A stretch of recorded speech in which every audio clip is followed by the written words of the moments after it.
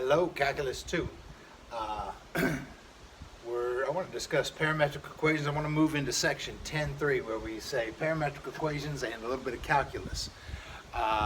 Your current quiz, your first chapter 10 quiz, has a couple parametric equation ideas, but it doesn't go into this. It doesn't go into calculus. So this is a new idea, probably on your next quiz or test.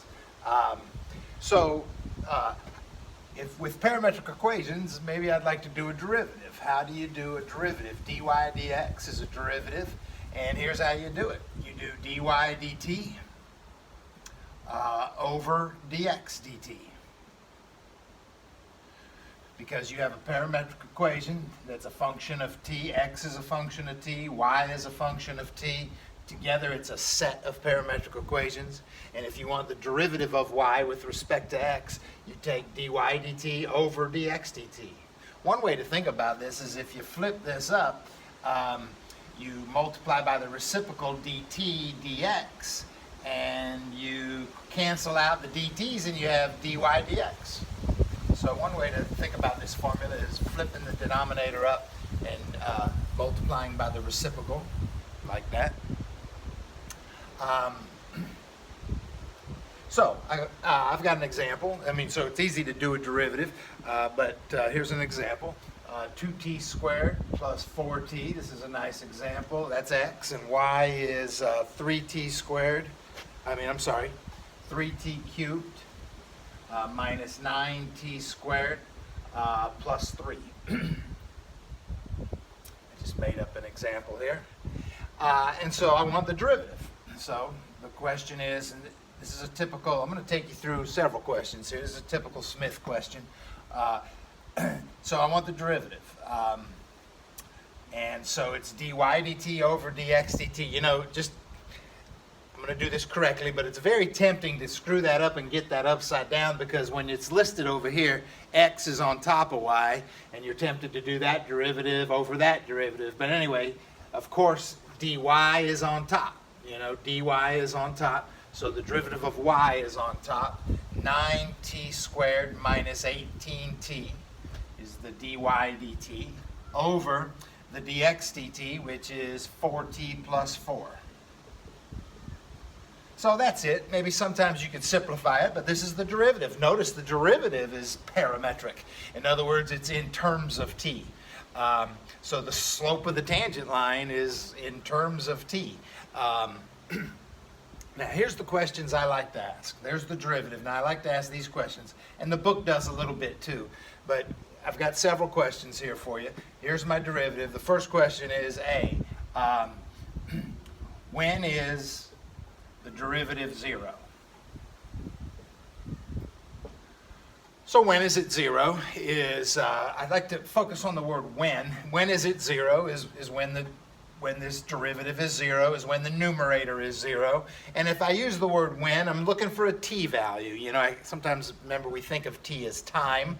And that sort of makes it a physics problem, but that's okay. It's a nice analogy. So I'm looking for the t value when this is 0. So that's easy. I set the numerator equal to 0 here. A derivative is 0 when the numerator is 0. So I'm setting this equal to 0. I'll do a little math. I'll factor out the 9t. T minus 2 equals 0. I'll set this equal to 0. I get t equals 0. I set this equal to 0. I get t equals 2. So I've answered that question. When is dy dx equal to 0? A couple of times. Watch this. Then the next question is, where is this? And now I'm using the word where is this. So now I want the location.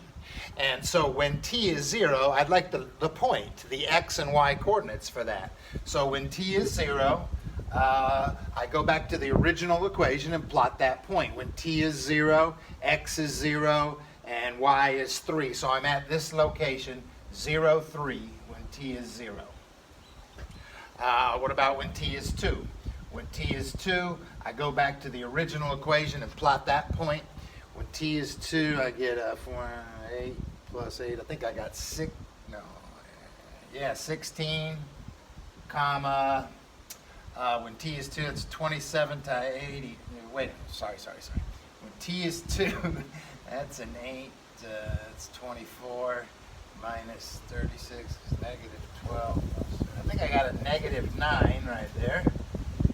Okay, that's a location. And then I say, why is this? And what I mean is, why is the derivative 0? With regards to the graph, what is happening? Why is the derivative 0? And you might recall that a derivative is the slope of the tangent line, and therefore when the derivative is 0, the slope of the tangent line is 0. And if the slope of the tangent line is 0, that's kind of an important tangent line. It's a horizontal tangent line. So when I say why is the derivative 0, I want this answer. So I give it, there's a horizontal tangent line there. I don't know, some people say, I say, why is it 0? They say, because the derivative is 0. Well, but I'm asking geometrically, with regards to the graph, what's going on? And there is a horizontal tangent line. Sometimes I say, why is the derivative 0? And somebody will say, because the slope's 0. Well, again, you're kind of, because there's a horizontal tangent line, right, the slope is 0. So, that's cool. Now watch this. Okay, so that's a lot of information over there in that little corner. Here's another, I got more for you. Part B. When is the derivative dy dx undefined? And so I'm looking for that. And you know, the derivative is undefined if its denominator is 0. So now I'm setting this denominator equal to 0. 4t plus 4 equals 0. Move the 4 over, divide. T is a negative 1. So there you go. When is it undefined? When t is negative 1.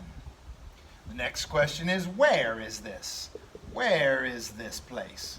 And and so now I want the location. So I want to plot this point. When t is negative 1, I want to know the location. I plug in a negative 1, try to do the math. I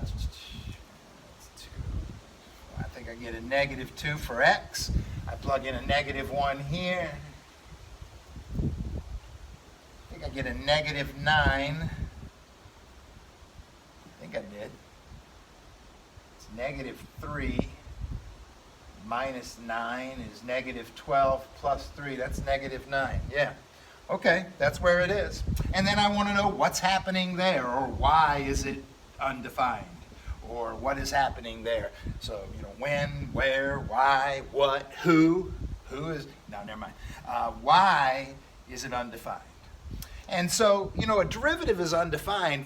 Back in Cal 1, we learned this for a lot of different reasons. Sometimes there's a sharp point. Sometimes there's a hole or a discontinuity. Sometimes it's an end point. There's a sharp point. There's an end point. There's a discontinuity. And then there's this one. And I think this tends to be the answer on a lot of my questions. But it could change. Depends on the equation, I guess. So it could be any of those answers. But it tends to be this one, a vertical tangent line. It could have a vertical tangent line, and the slope of a vertical line is undefined. So I believe that's the answer here. What I really want to do now is sketch a graph of all this.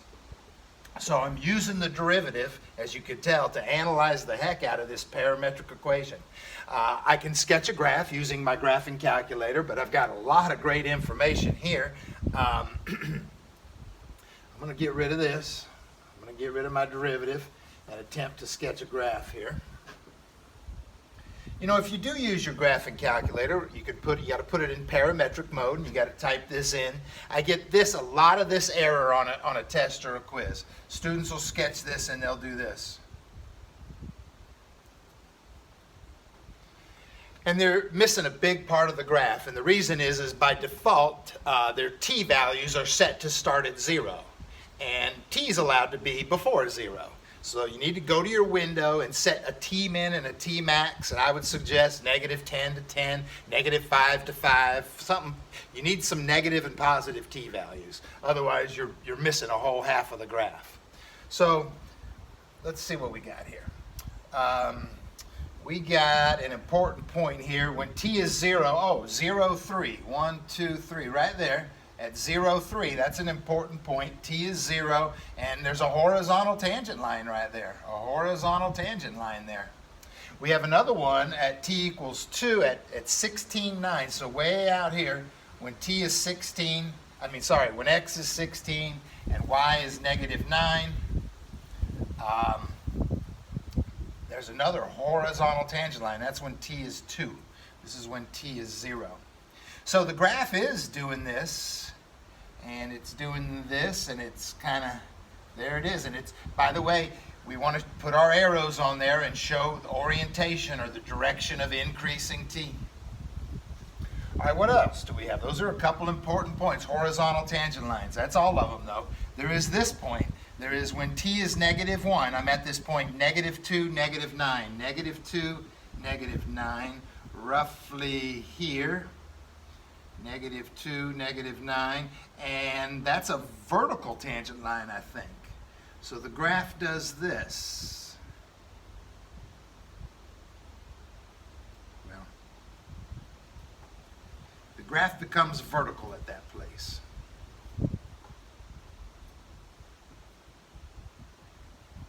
There's a vertical tangent line, horizontal tangent line, and a horizontal. That's when t is -1. So the graph is moving this way. The graph is oriented this way. And if I zoom out, I set my window, I set my X's and my Y's to keep zooming out to try to get a big picture of what's going on. And this is the picture, if you're zoomed out far enough.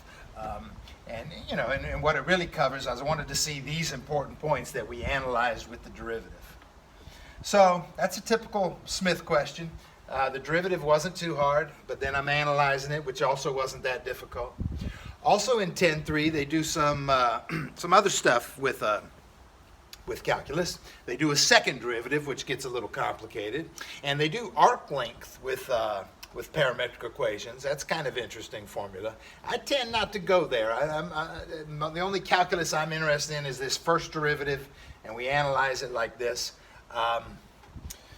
So I don't know if I'll go much further into 10.3 other than doing this first derivative. You can pay attention to the homework and do some of that. All right, thanks for listening. Good luck.